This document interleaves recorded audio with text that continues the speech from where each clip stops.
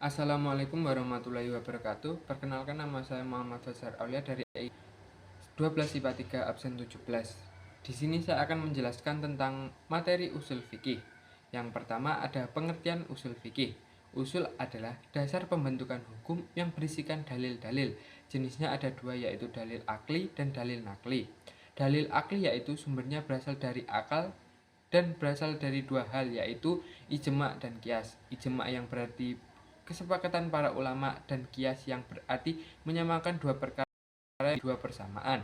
Sedangkan dalil nakli yaitu sumbernya dari wahyu yang berasal dari dua hal, yaitu Al-Quran dan Al-Hadis. Yang selanjutnya ada usul fikih, adalah ilmu yang mempelajari tentang berbagai kaidah-kaidah dan pembahasan terhadap dalil-dalil secara Al-Quran dan As-Sunnah yang berhubungan dengan perbuatan manusia yang dibebani hukum mukallaf. Nah, selanjutnya ada kaitan usul fikih dengan ilmu yang lain. Yang pertama bahasa Arab atau logika, karena usul fikih menggunakan dalil dan dalil menggunakan bahasa Arab.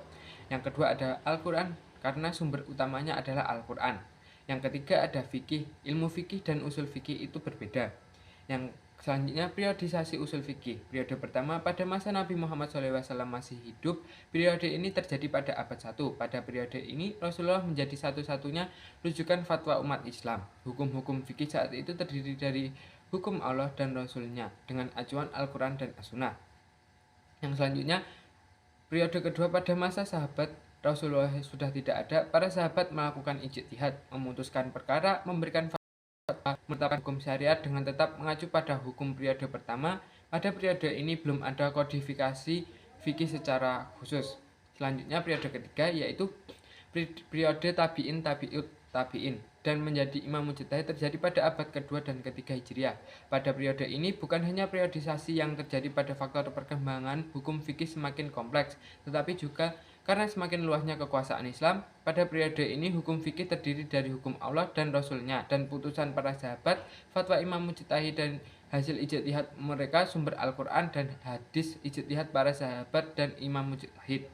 Mazhab fikih besar yang paling banyak diikuti Imam Muslim yaitu mazhab Imam Hanafi, Imam Maliki, Imam Syafi'i, dan Imam Hambali.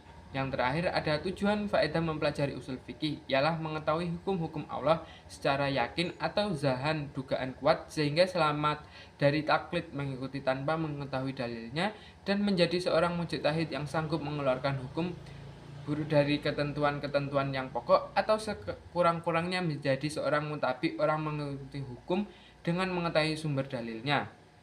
Sekian dari saya, kurang lebihnya mohon maaf. Wassalamualaikum warahmatullahi wabarakatuh.